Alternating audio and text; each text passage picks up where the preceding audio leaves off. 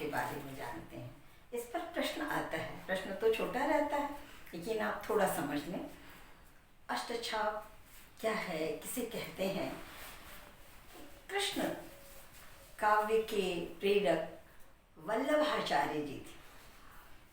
उनके उपरांत पुष्टि मार्ग के नेतृत्व को उनके पुत्र विट्ठलनाथ जी ने संभाला और विट्ठलनाथ जी ने बच्चों अपने पिता वल्लभाचार्य जी के 84 शिष्य और अपने 252 शिष्यों में से 8 शिष्य 8 कवियों को लिया और उनकी एक मंडली तैयार की।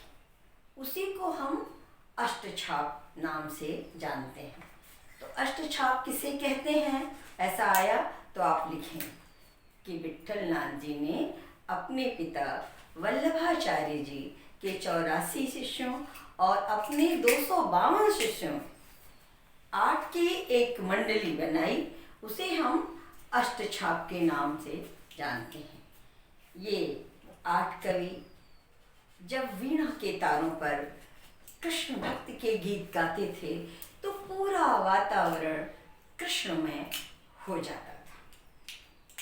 कृष्ण के अलौकिक परमोज्वल रूप का वर्णन इन्होंने किया है। आइए पहले इनके नाम को आप जान लें बच्चों। इसको मैंने बोर्ड पर लिख दिया है, ये इम्पॉर्टेंट होगा।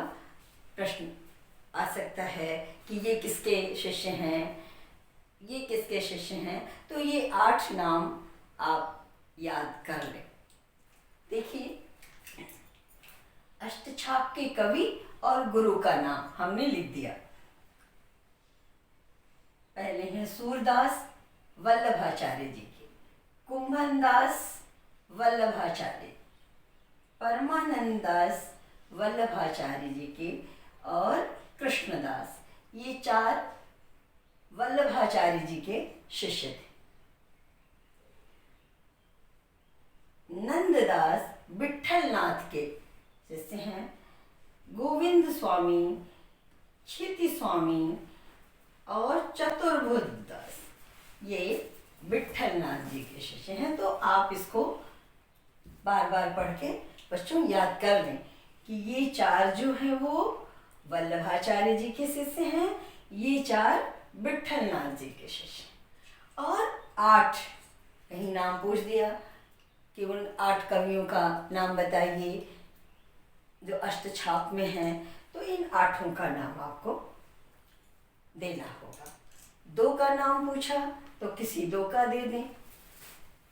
विट्ठलनाथ जी के शिष्य का नाम पूछा तो, और एक चीज ये याद रखिए कि वल्लभाचार्य जी के 84 शिष्य और विट्ठलनाथ जी के 252 शिष्य में से 8 की एक मंडली बनाई।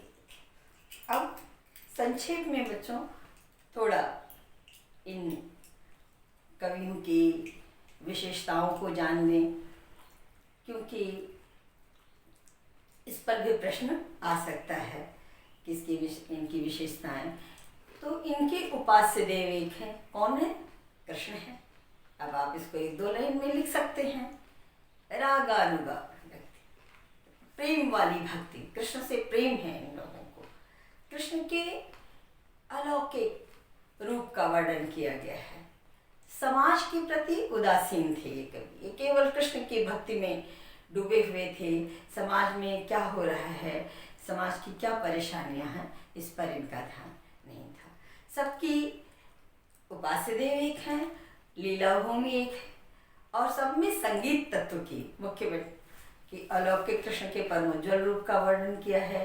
कृष्ण से रागानुगा भक्ति है और उपास्य देव आपके कृष्ण हैं और उपास्य देव की भूमि ब्रजभूमि है, उसका वर्णन इनकी कविता में। और संगीत तत्व की प्रधानता है। मैंने पहले ही कहा कि वीणा के तारों पर झंकृत होते हुए संगीत में भक्ति की धारा जब ये गाते हुए निकलते थे तो पूरा वातावरण ही कृष्णमय हो जाता था। इस तरह बच्चों मैंने संक्षेप में आपको अष्टछाप समझा दिया। संभवतः छोटे प्रश्न आएंगे तो आप कर लेंगे, और अगर बच्चों समझ में आया तो लाइक करें, शेयर करें, टिप्पणी करके मुझे बताएं। आगे मैं ऐसे ही छोटे छोटे वीडियो दूंगी जो आपके नंबरों को आपके उसमें जोड़ते जाएंगे। मुझे सुनने के लिए धन्यवाद।